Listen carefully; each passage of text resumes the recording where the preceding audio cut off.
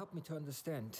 Like, I'm living in a really beautiful area, and there's a lot of resources and a lot of water, and it's all green and lush and beautiful and with very nice people and absolute freedom next to the one of the most precious national parks and in Europe.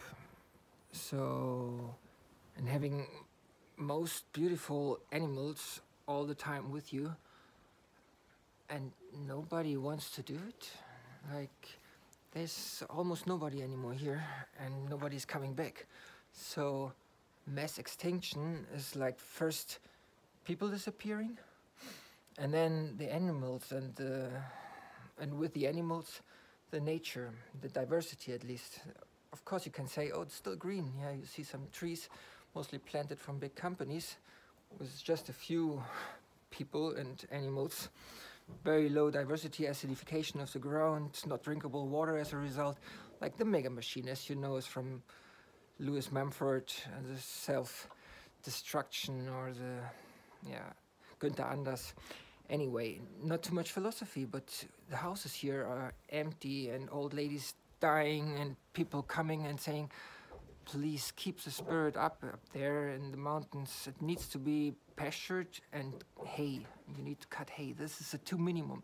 I don't say you have to run the forest gardens as it was for thousands and thousands of years.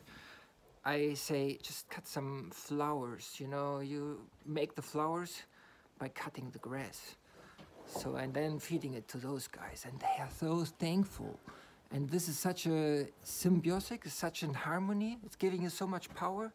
Like, I can work all night, all day, just for the love of those. And you know, I didn't tell you about those guys, you know. This is full-grown water buffaloes, and they give me milk, you know.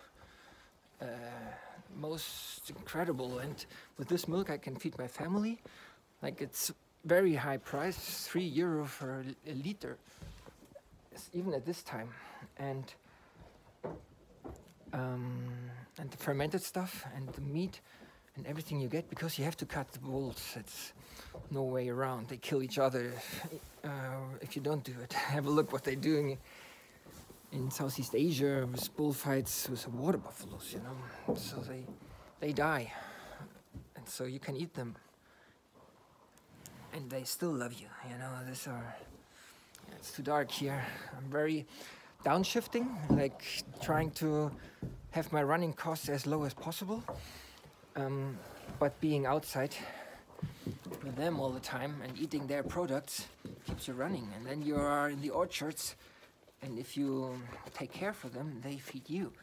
So permaculture is what those Ruthenian people here in the mountains, the mountain tribes, have been living. It's a permaculture. You can learn a lot from it, you know.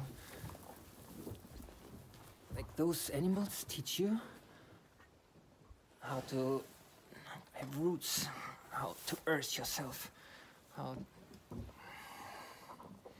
So yeah, let's build back old Europe. If you're trying to find something, please contact me.